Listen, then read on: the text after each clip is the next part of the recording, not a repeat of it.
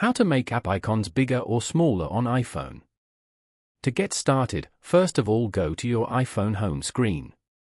Over here, long press on any empty area of the home screen until the icons start to wiggle and a minus sign appears on each app icon. Go to the top left corner and tap on Edit. Then, tap on Customize. From here, tap on Large. As you can see, the app icons will now appear bigger. Alternatively, go back and open up the Settings application. Once you're here, scroll down and tap on Display and Brightness. Here, scroll down to the Display section and go to Display Zoom. Here, you can choose a view for iPhone.